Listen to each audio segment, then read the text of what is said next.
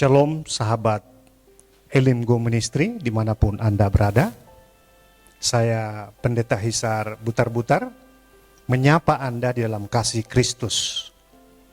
Dan saya sebut sebuah sapaan Salam Ebenezer. Sampai hari ini Tuhan menolong kita. Bukan berarti kita melewati hari-hari tanpa pergumulan. Pergumulan, kesulitan, batu karang kadang ada diperhadapkan dengan kita. Tetapi hari ini saya mau sebut bahwa pergumulan itu bisa merubah hidup kita. Tetapi kuncinya bagaimana respon kita, bagaimana cara pandang kita melihat situasi yang menerpa yang diperhadapkan dengan kita. Tentu Anda masih ingat ketika 12 pengintai yang disuruh oleh Musa untuk mengintai tanah Kanaan. Tanah yang penuh dengan susu dan madu itu. 12 orang, itu terdapat dalam bilangan 13. Masalah yang sama mereka lihat. Situasi yang rumit mereka lihat. Sesuatu yang tidak mungkin mereka lihat. Dari 12 orang.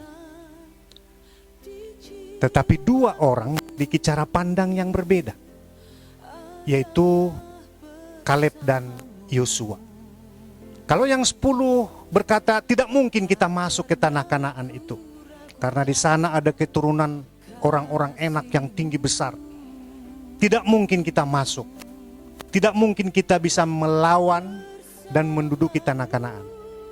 Tapi 2 orang memiliki cara pandang dan respon yang berbeda melihat sebuah pergumulan. Kaleb dan Yosua berkata kita bisa masuk ke sana di dalam nama Tuhan Yesus. Setumpuk apapun gunung persoalan itu, ketika cara pandang kita berbeda melihatnya dengan yang lain, maka kita akan bisa menembus segala ketidakmungkinan itu. Makanya saya sebut saudara bahwa pergumulan, situasi yang sangat sulit, justru bisa mengubah dan memberkati kita sekalian. Saya teringat di kisah daripada Stefanus, bagaimana kisah para Rasul 7, itu berbicara Stefanus yang dirajam. Begitu menyakitkan.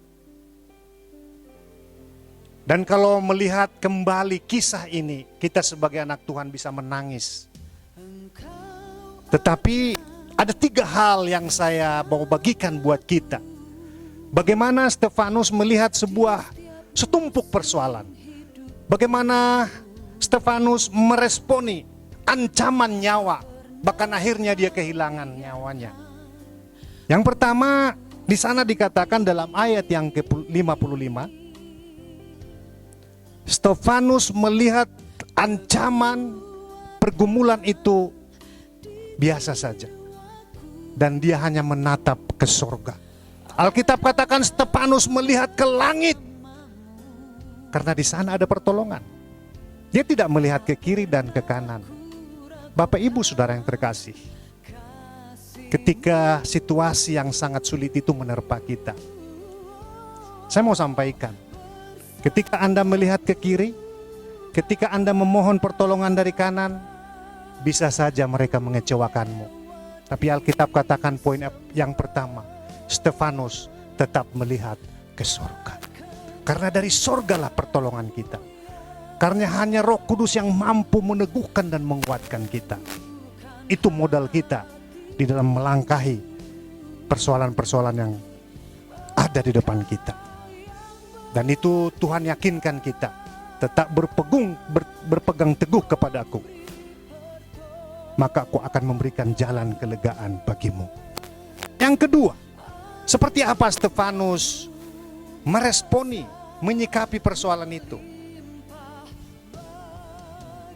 Dia berprinsip bahwa kepasrahan ke dalam tangan Tuhan mendatangkan kedamaian. Ayat 59 Anda bisa melihat, dia pasrah. Kita membiasakan diri dan tidak ada pilihan. Ketika pergumulan itu datang kepada kita, Ketika tidak ada atau seolah-olah tidak ada bantuan dari kiri dan ke kanan, dari kanan. Tapi perlu berdiam sejenak dan berpasrah kepada Tuhan. Di situ akan timbul kedamaian. Di situ kita bisa akan tenang dan bisa berdoa kepada Tuhan. Pasrah dan menyerahkan segalanya kepada Tuhan. Lebih baik daripada terus mengeluh. Lebih baik daripada terus memberontak dan bertanya-tanya mengapa ini terjadi. Tapi Stefanus, dia pasrah dan menyerahkan semuanya kepada Tuhan. Yang ketiga, yang terakhir, Bapak Ibu Saudara, seperti apa respon Stefanus? Ini yang perlu kita pegang dalam menjalani hari-hari kita. Stefanus belajar untuk tidak menyalahkan orang lain. Itu dalam ayat 60. Dia tidak menyalahkan orang-orang yang merajam dia. Dia tidak menyalahkan ke kiri dan ke kanan, mengapa mereka seperti itu kepada saya. Tetapi dia hanya tetap berseru dan menatap ke langit. Semua kuserahkan kepada Tuhan, dan Tuhan yang akan berperkara dalam hidupku. Belajar untuk tidak menyalahkan orang lain. Itu sebuah kekuatan yang perlu kita bangun dalam diri kita. Karena menyalahkan mereka, menyalahkan di sekeliling kita, juga akan semakin mendatangkan kerumitan kepada kita.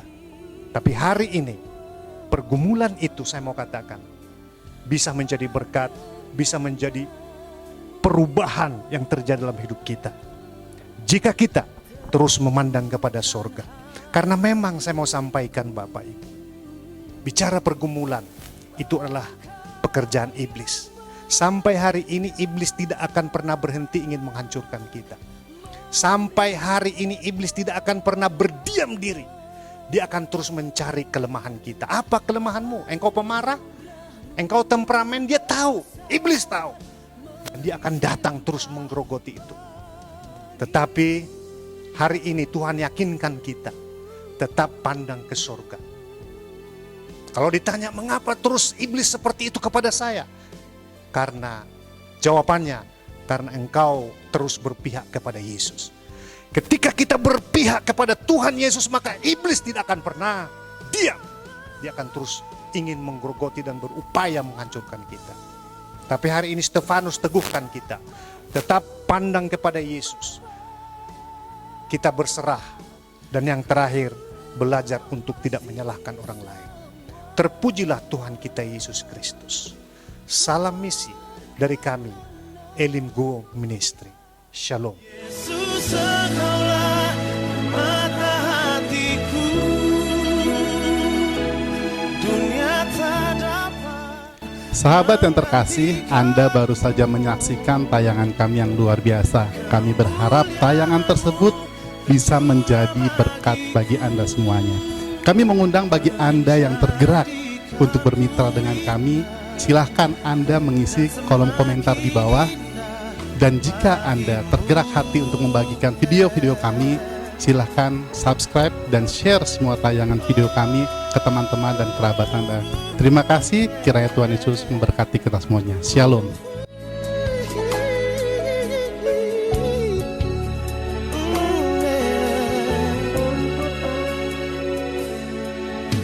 Dengan segenap hati dan jiwaku, ku datang padamu dalam kerinduan. Kasih-Mu yang sanggup mengubahku